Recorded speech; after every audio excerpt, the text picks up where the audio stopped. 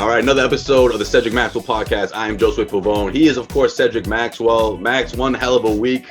Brand new coach announced. Ime Udoka is your brand new coach of the Boston Celtics. I mean, I'm sure you've been talking about it all week. I've been talking about it all week, but here we are this weekend. We've had a few days. What's your take on it?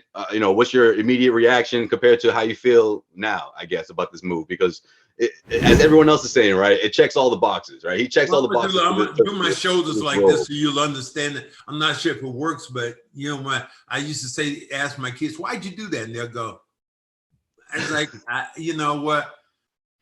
I assume, all I have is assumptions here, because we knew he coached under Greg Popovich.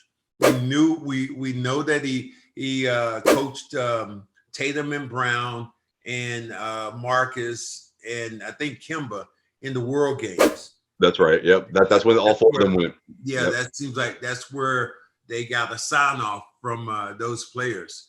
So we know very little about him other than that. Know that he's the thing I keep hearing is, and I guess it's true, is that Nia Long, the actress, is his girlfriend and his that took all but 40 seconds to get into, huh, Max? There you go. But that's one of the things I know about him. I don't know anything else. I know he bounced around the NBA for a while. He spent a lot of time in San Antonio, though, right? I mean, that's the part that stands out in his resume. But I think that his coaching style will be seen when he actually gets these players to see if he does anything new. Yeah, sort of reminds me in a way, obviously it's a completely different coach, but like when Brad Stevens got the job, remember, it was like no one knew a whole lot about him. You knew what he did with Butler in that program, getting to the Final Four, and that story about it. And then we had to see him, those first few months, how he was as a coach. So that's true. But I just think but here's the thing though, too. Brad was a head coach already in college. We don't know what Udoka. He's been a assistant coach. An assistant, right? I don't think he's been a head coach any place, any other kind of league. So, moving over into the big chair, as they like to say, another 6 inches over to the side, really changed the perspective of how you handle teams and what you're going to do. Right. Well, what stands out the most from his resume is obviously his time with San Antonio, and the experience he had there. What I like most about it is what he did against the Miami Heat. Those back-to-back appearances in the NBA Finals, and I'm saying what he did, right? Like as if he was playing. That's exactly. That's the point Max, making. I'm thinking about Tatum and Brown, though. I'm thinking about them taking in those series. They were in high school around that time. They remember that stuff. So I think that resonates with them, and obviously the relationship that they made with Team USA and the World Basketball. What was his decision making?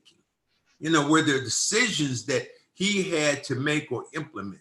Sometimes as an assistant coach, one thing sometimes that happens is that, like Tom Thibodeau.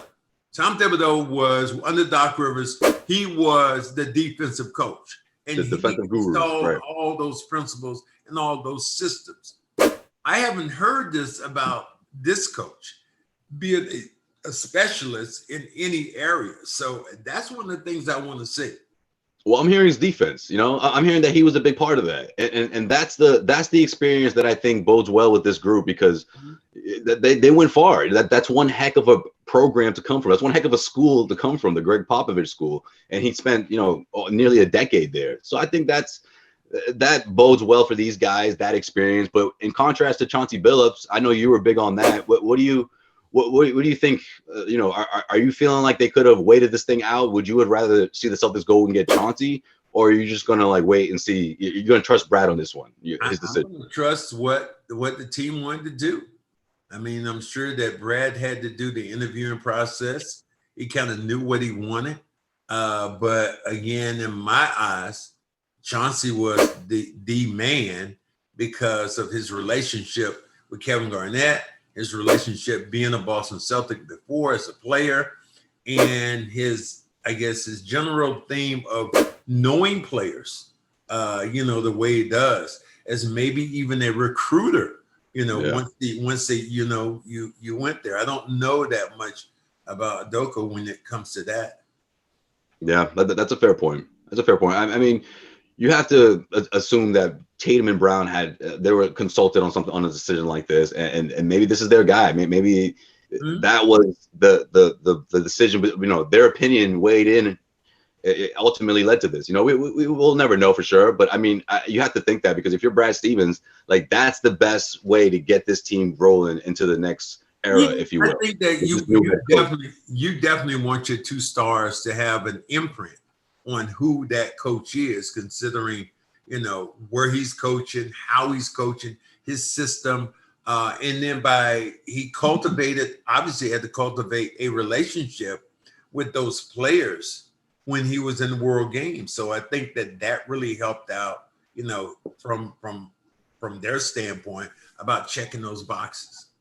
Right. You think Brad's 2 for 2? I think he's 2 for 2. Yeah. So far. Yeah, like this.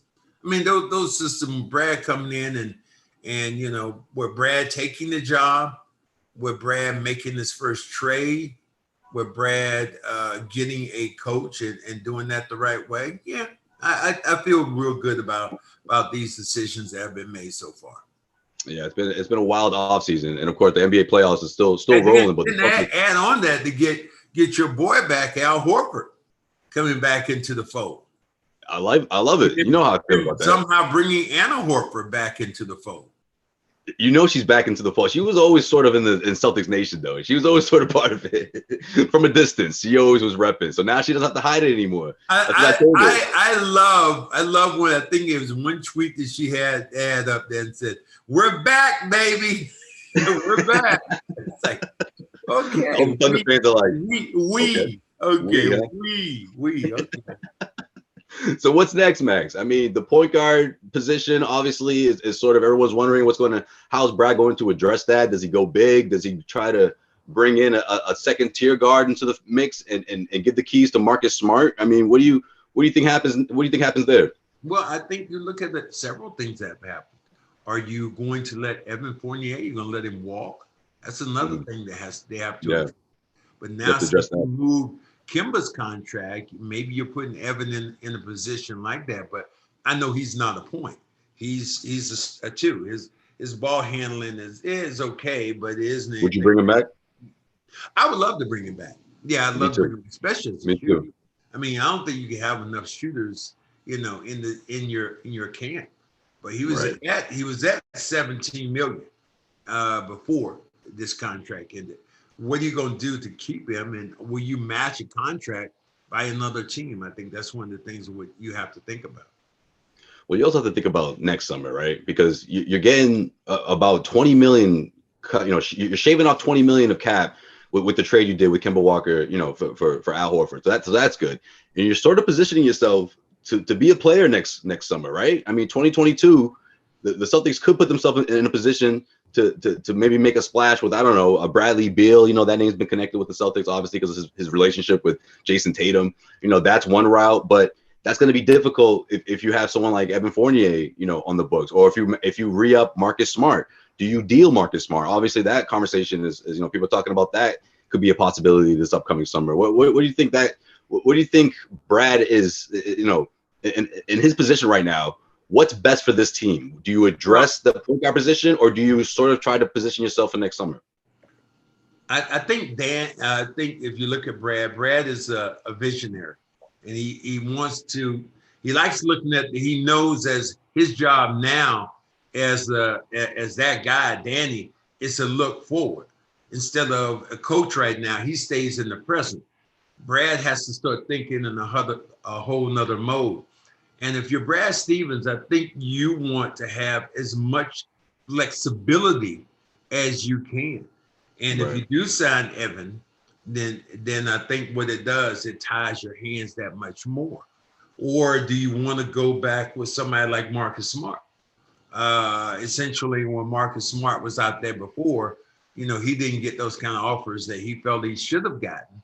And I think eventually, you say at 16 million, they settled at 16 million. But that changed this year? Has Marcus elevated his stock? Because to me, Marcus should, because You know how I feel about Marcus. He's just such a he's a game changer, and he's a winner. And you don't have many of those. Even if Marcus Smart misses a shot, I know he's ready to take the shot. And there's a lot of guys in this league who would rather make that pass than shoot that shot. Yeah, that's true. That's why I like him, and I think that you need him in his relationship with Tatum and Brown. That's a really great relationship. So I would really want to keep agree with that. And if he gave me any kind of hometown discount, he'd be the guy. He would be the guy I want to keep before anybody else. I would love to see the Celtics put him, in that position to lead this team, full time, not on some temporary basis. Whereas that was sort of last year, right? It was sort of like, yeah, you're in there, but Kemba's going to be coming back, and then we didn't see, what was going to happen with Kemba, ultimately getting shut down. That this would be different, right? Going into the season would be like, okay, Marcus, you have the keys. Let's see what you got. It's a contract year. Let's see if your playmaking abilities. I mean, he impressed me a bit with his playmaking abilities. You think about shot selection, the things that people complain about. We'll see how he meshes with his brand new head coach. That'll be interesting between those two. I think the thing that you look at it, Marcus really was the best playmaker that they had. Absolutely. I agree. I mean, Kemba wasn't the playmaker like that. Everybody else essentially didn't pack. He had a great relationship with Robert Williams with the little passes and the lobs. His touch was great. People slept on that. People slept on his playmaking this year. So I think that his ability to set guys up and make them better on the offensive end is kind of gone for naught. Right. I agree with that. Like I'm not one of those guys that's out here saying, oh, the Celtics have to get a top tier point guard, or maybe not even a top tier in the sense of a score first kind of point guard, but someone like Lonzo Ball, Ben Simmons, those kind of guys. I just don't think the Celtics have enough to pull off a deal like that right now. The assets aren't there. With Ball, I don't know. I think Ball could be a lot easier than the Simmons. That would be a lot easier. Yeah, he's a lot cheaper, right, man? Yeah, so let's keep it 100. He's a whole lot cheaper. Simmons is at that 30 million, max, and he has to do a lot of repair before he's going to help anybody's team. Because Philly can say whatever they want to say when we're not going to trade him. He's not going any place. Well, they better put him in some kind of time lab, because that Philly fan base next year, if he comes back and he's not shooting the basketball, they're going to. They're already moves and all that stuff about him. They are going to really, tear him a new one if he's not more aggressive on the offensive end. I think after what Doc said, when he was asked point blank, is this a championship team, with the point guard like Ben Simmons, and he just said, I'm not sure. I think that just says it all right there, that he's on the move, or at least they're going to try. But then Doc Rivers later on came back and changed his tune and said, yeah, we can win a championship with Simmons. He's going to make him shoot. Remember I said that? He's gonna listen to me this time. Remember I said that before last year? That was the argument last year. That was me and you had the same discussion. You were like, Doc Rivers is going to make him shoot. I say, why would that sound like that? Why would that sound like that? That's what you said. You want me? Doc Rivers going to make him shoot. Well, okay. Hold on. Doc, I can't do it in your accent, but what do you want me to say? Doc Rivers is going to make. Doc Rivers is going to make him shoot. That's a little better. He's not going to make him shoot. He's scared to shoot from the outside, and we've seen that. And when he plays with Embiid, it seems like it only gets worse than better. Yeah, it's yeah. I assume that because I kept thinking about Rondo, man. You're the third or fourth option on that team when it comes to scoring. I mean, you think Tobias Harris and Embiid, and then there are times when they'll pick somebody else on that team to be a scorer, and it's never been Simmons. It just reminds me a lot of Rondo. Like, it was like Doc was like, listen, you're gonna get these open shots, you have to take them. And it was a lot of the times where he would hesitate, or he would even be afraid to get fouled and go to the free throw line because he was afraid to make them, especially in the later years when they leaned on him to be more, productive offensively. But what happened? He started shooting more, he got more comfortable.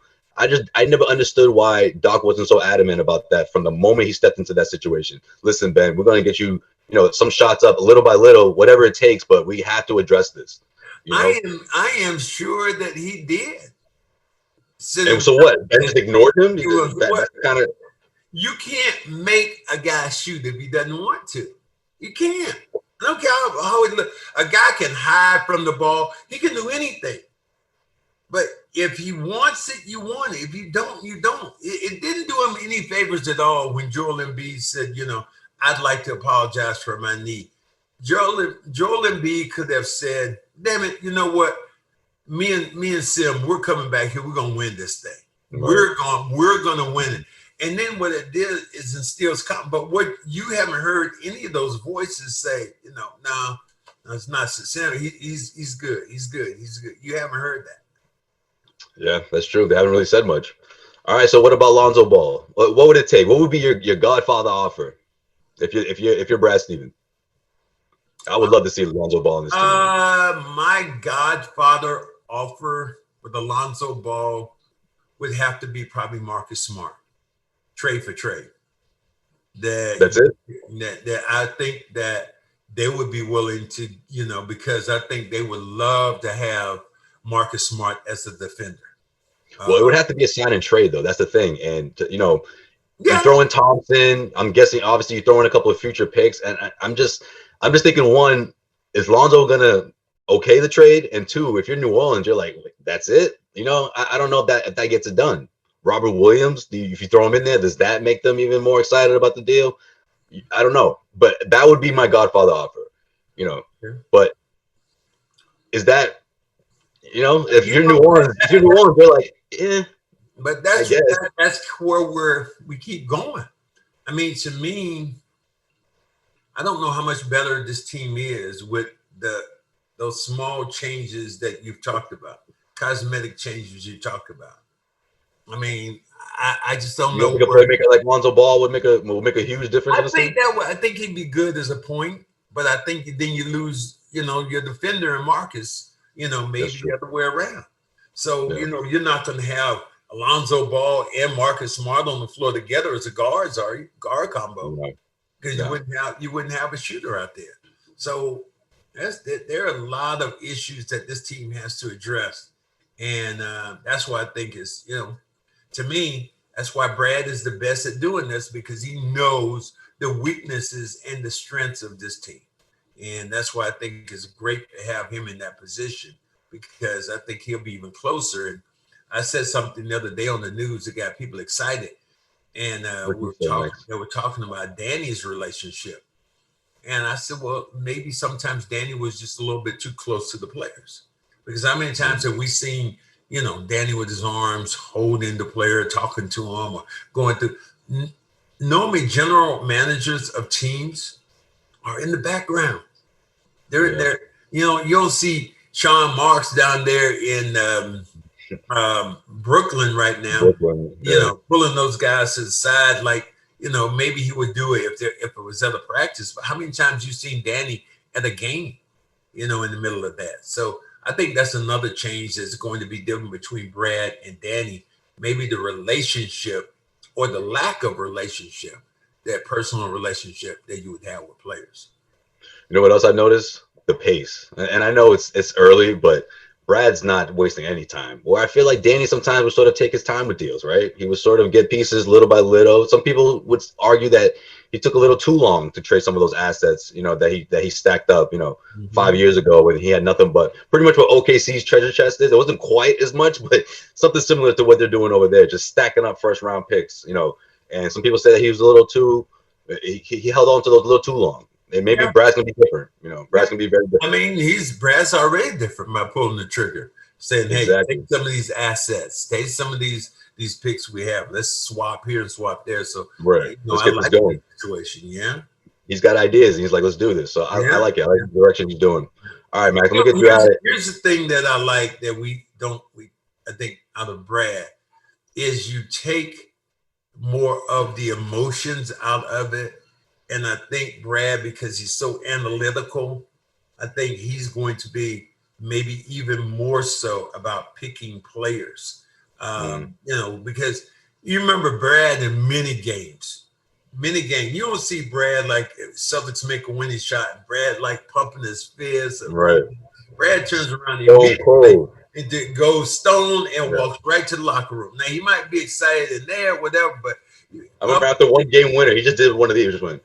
Yeah, I mean, I have not seen him one time. Like you said, it's like, yeah, you know, like Doc, remember Doc, like, yeah, like Doc would be like one of those. I have not seen one of like those. Doc would try to contain it, but he couldn't help it sometimes.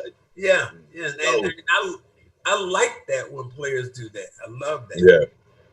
Yeah, that's true. That's a good point. What was I gonna say? I was gonna say something else about too. Oh, I wonder how much say he had in these deals, man. Especially the last couple of years. Obviously, the last offseason, people weren't feeling the Jeff Teague signing, and look what happened, and the Tristan Thompson, and you know the potential what if the trade that I guess could have happened. No one really knows for sure. That could have happened between the Pacers and them, and involving Gordon Hayward and a sign and trade.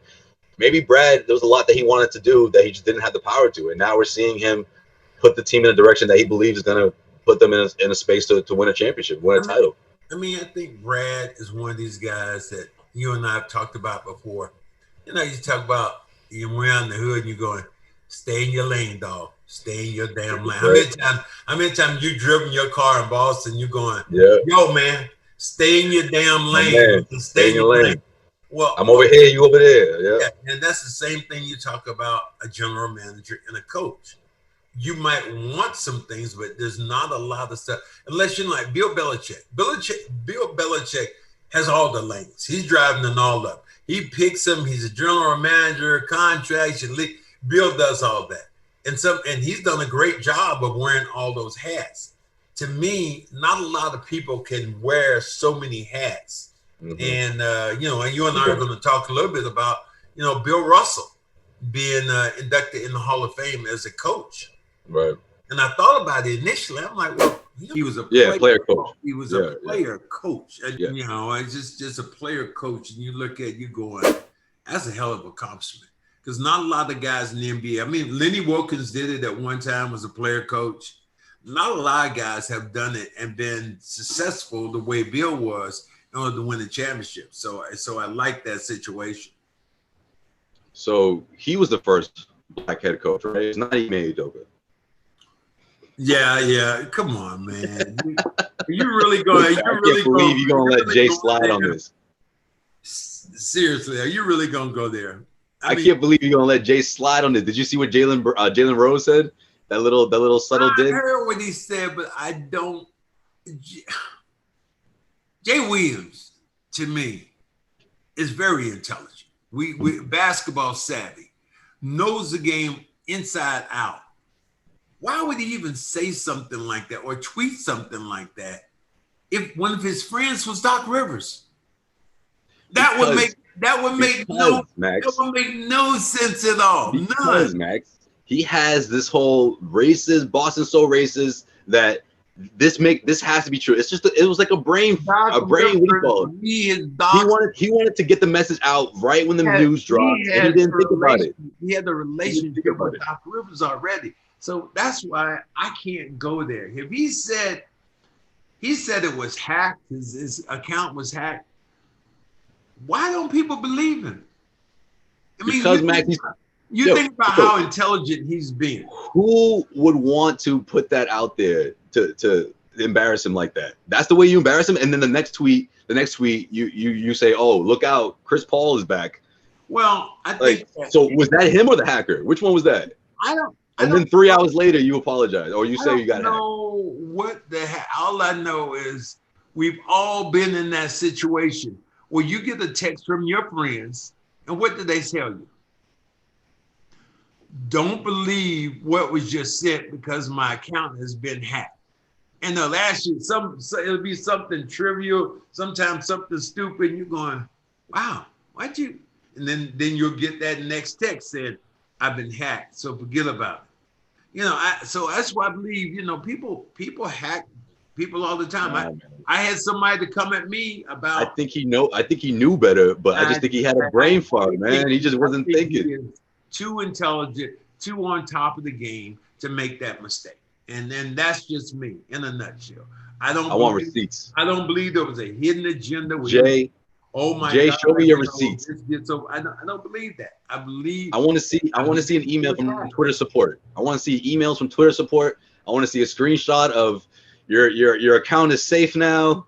I want timestamps. I want it all, man. I want receipts. He's trying to bury this, man. And you know what? I don't want a receipt from a This is exactly what he knew. This is what his PR guy told him. He said, I'm not looking for a receipt. I'm not looking for one. I mean, this is a guy. I would be shocked and appalled if, in fact, Jay, because it could have been somebody who was his handler for his Twitter account. It could have been something like that. Everybody doesn't do everything they say. So he didn't want to throw him under the bus. Yeah, maybe. Yeah, it could have been. He didn't want to throw his publicist under the bus or whoever was. Yeah, possible. But maybe. Jay Williams to me is much too smart for that. Much too smart. That's true. I was surprised, Max. I was surprised you believe it. You think about it. When you've seen Jay Williams talk, most of the time you heard him talk, he's very smart at what he's saying. He gets to his points. He gets in. He gets out. I can't remember a time that I looked at him like, Jay, what the hell are you talking about? You know, it's like I never remember that. So that's what I'm saying with him. It's like I can't buy that one. All right. I'm just surprised, man. I thought you'd be the first one to be like, man, that dude messed up. Nah, because he said my account was hacked. So why can't we just believe that? That's like the go-to excuse, man. This is the same Josue who is a conspiracy theory guy. You know, you are not about everything. Just about something. You are one of these guys that look at conspiracy and go, "No, I'm not one of those guys." Because those guys, they got like 27 conspiracy theories. I got like 4. All right. So that's what I'm saying. You got 4.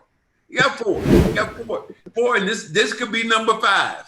this might be number 4, actually. Yeah. All right, let me get you out on this one. Portland Trailblazers, new head coach Chauncey Billups. The relationship between him and Dame, obviously Dame had a lot to say after he was after the Trailblazers were eliminated. He was talking about Jason Kidd, but Jason Kidd's going to be heading to Dallas to lead the Mavericks. So, what is this a tough spot for Chauncey? You know, going into this, well, how do you feel about it?